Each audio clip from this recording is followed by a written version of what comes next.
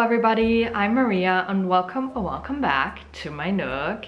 First of all, I would like to mention that my dog is sitting on my lap, so if you can see any sort of weird looking motions that I'm doing out of frame, or if you can see his snoot peeking up from time to time, that's him, don't mind him. He just wants to be a part of everything sometimes.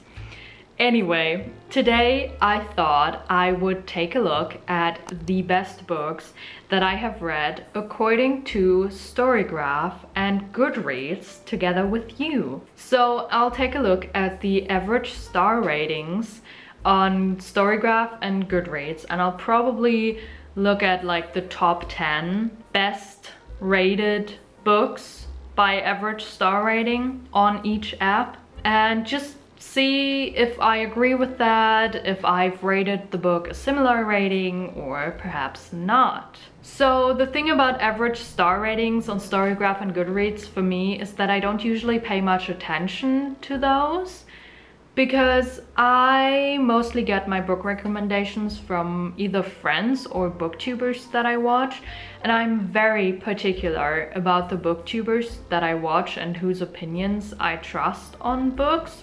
So when a booktuber talks about a book in a reading vlog or a reading wrap-up and it sparks my interest because of how they talk about their experience with the book or their feelings toward the book or their opinions on it, or when a friend just tells me, hey, you should check this book out because I think it could be for you, I just value those things more than an average star rating that was calculated by the ratings of hundreds and thousands of strangers that I don't know. So I don't usually pay them much attention, and I pay more attention to what the people whose opinions on books I value think about the book.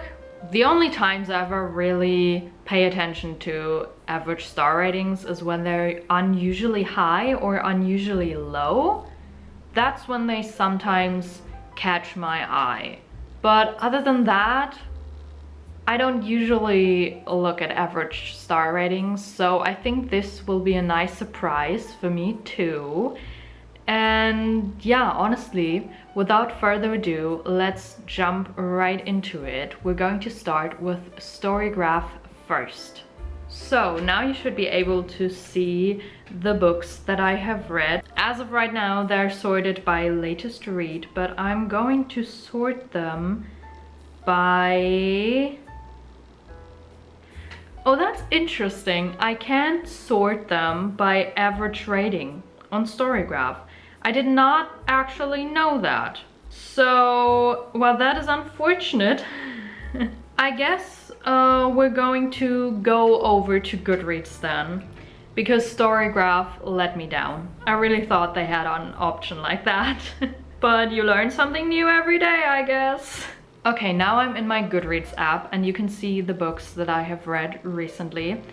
So far they're sorted by date finished, but I'm now going to sort them by average rating, and let's see what pops up first. Oh, okay. I think the first one I'm not going to count because this was a tiny, like this big, tiny book, and it was a sort of advent calendar with 2 short Sherlock Holmes stories, and each Sherlock Holmes story was divided into 12 chapters. So you had 24 chapters and you could read 1 chapter every day until it was Christmas. And the book only has 9 ratings. So yeah, it has an average rating of 4.67 stars. And I also gave it 5 stars because it was cute and I love Sherlock Holmes stories. But I don't think this is very... I don't think I'm going to count this. So the first book that I'm going to count, the best book that I have read according to Goodreads, is Crooked Kingdom by Leigh Bardugo. Honestly, I'm not quite too surprised. It has an average rating of 4.6 stars with 573,339 ratings. I personally gave it 4.5 stars, so I absolutely agree with that average rating. I loved the book. There were just a few things that I didn't love about it, so that's why it did not earn a 5-star for me, but I still genuinely enjoyed the book and I loved the Six of Crows duology, so I'm happy with it being number 1. The second book on this list I'm not too happy about though. It's The Ballad of Never After by Stephanie Garber, and it has an average star rating of 4.56 with 85,493 ratings. First of all, that's much less than Crooked Kingdom. I personally gave The Ballad of Never After 3 stars. And I do remember that I just barely bumped the rating up to a 3-star. I don't know, I just can't seem to warm up to the Once Upon a Broken Heart series. Even though I love Stephanie Garber's writing style, I love the world that it's set in, I love the magic and everything, but I don't know, something about Once Upon a Broken Heart and The Ballad of Never After just didn't do it for me. But I can absolutely see why this book has such a high average star rating, because it is very hyped and I can see why people really love it, and it's not a bad book. It just didn't do it for me. Next up, on number 3, is The Wise Man's Fear by Patrick Rothfuss. This is the second book in the Kingkiller Chronicles series. And it has an average star rating of 4.55 stars. I gave it 4 stars. And it has 528,796 ratings. Again, so much more than The Ballad of Never After. I can totally see why people rated it that highly, especially because The Name of the Wind, the first book in the series, was already so highly rated. Maybe it'll make an appearance in this list as well. I personally enjoyed the book as well, but it was so long and so slow. Patrick Rothfuss had so much to say. It was just a bit too long and a bit too slow for me at some point, so that's why I didn't give it 5 stars or anything, but I still enjoyed it, so 4 stars. The next book on this list is Im Kopf von Sherlock Holmes, which is, I think, titled Into the Mind of Sherlock Holmes in English. I'm not going to pronounce these names because they're French and I have no idea about French, so I would completely butcher those names. This is a graphic novel and it has an average star rating of 4.53 stars, only 624 ratings, but I think I'm going to count that because that's a substantial amount of ratings. More than 9, you know?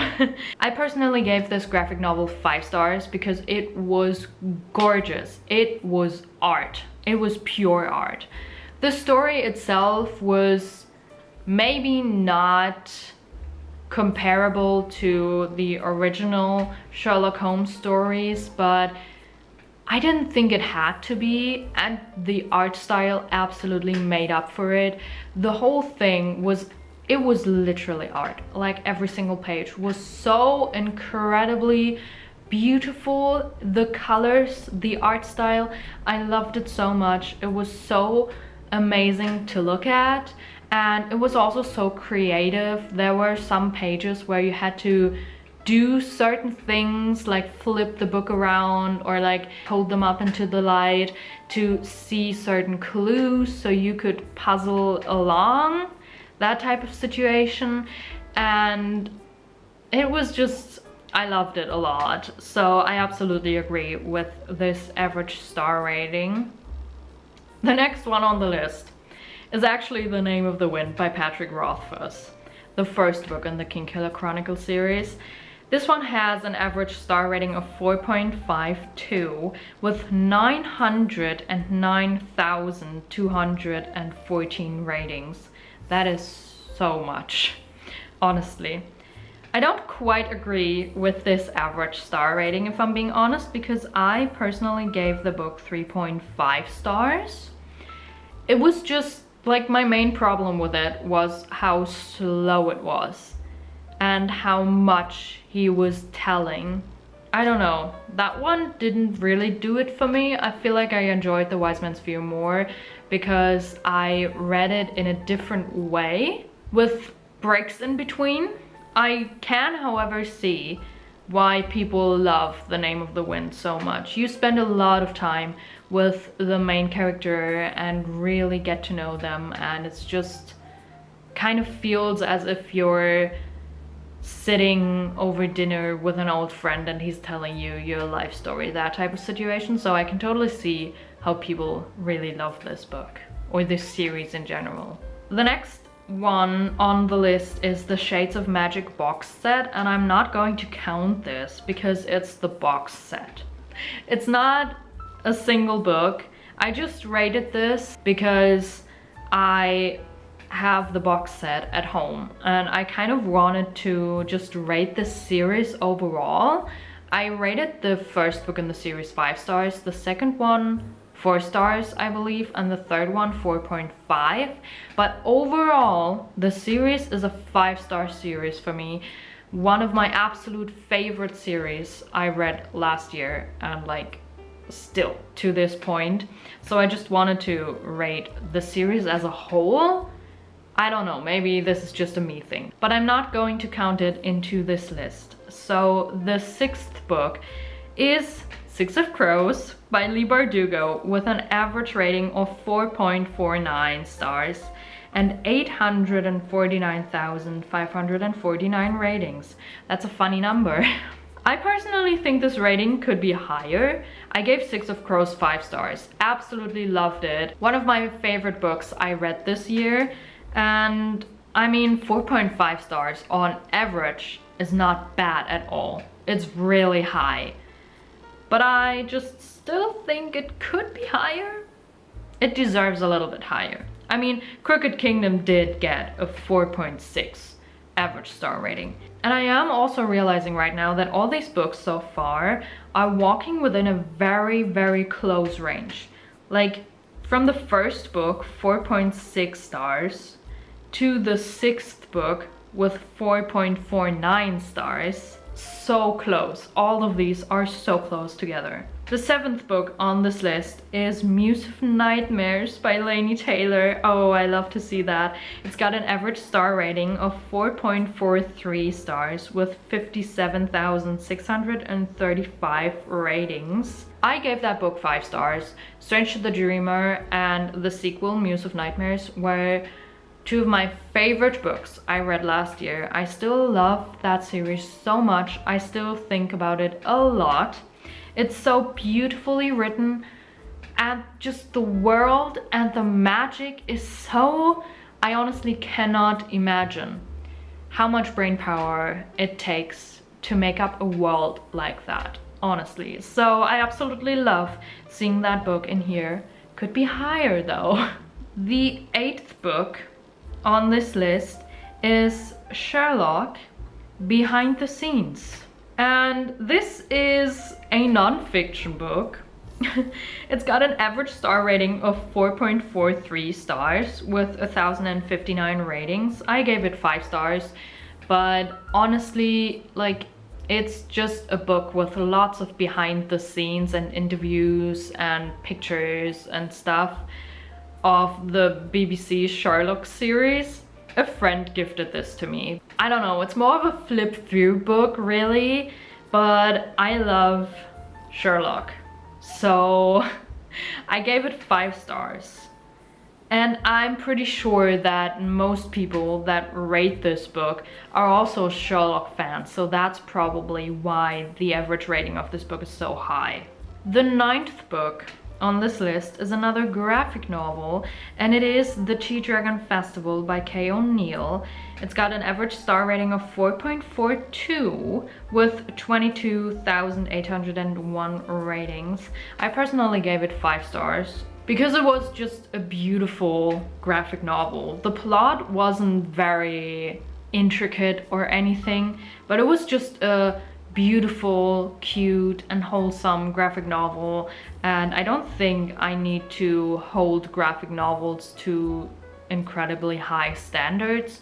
So I think it deserved 5 stars, but I can also see how people might rate it lower, which would result in an average star rating like that. The last book that I'm going to talk about right now is actually The Tea Dragon Society by Kay O'Neill, which is basically the first book in this Tea Dragon companion series, and the Tea Dragon Festival is the second book. The Tea Dragon Society has an average rating of 4.36 with 50,162 ratings. I also gave it 5 stars for the same reason that I gave the Tea Dragon Festival 5 stars. And again, I can totally see why people might have given it a lower rating if they're a little more critical of graphic novels in general, perhaps. I'm just not. So I gave it 5 stars, and honestly that's fine for me. But I'm happy to see it on this list. I would not have thought these two to be on this list. And that concludes this video. I've talked about the 10 best books that I have read according to Goodreads. Sadly, I wasn't able to look at them through Storygraph because Storygraph doesn't have an option to sort my read books by average rating. And I have no desire to go through all the 98 books to look at their average rating and then like make up my own statistic. That would be sort of tedious. But this was still so much fun. I was kind of surprised at a few books, but to be honest, I agreed with most of them. There was only one book that I really did not agree with, even though I can see why people rate it that highly. And one book that I kind of agree with, kind of not. And the others I agreed with, didn't I? Does that mean that I just have a very common opinion of books? Or, I don't know. I don't know what this is supposed to tell me, or if this is supposed to tell me anything, but I do know that it was fun to just look at this for once. I'll probably not pay attention to the average star ratings of books in the future anymore, but like doing this once in a while can be fun. So I really hope you guys have enjoyed this as well. If you did, maybe give it a thumbs up and perhaps subscribe to my channel. Thank you so much for watching. Maybe let me know in the comments what are your top 10 or maybe top 3 best books that you've read according to Goodreads, and do you agree with that? I would love to know. Other than that, I will see you guys somewhere else on the internet or in my next video. Bye!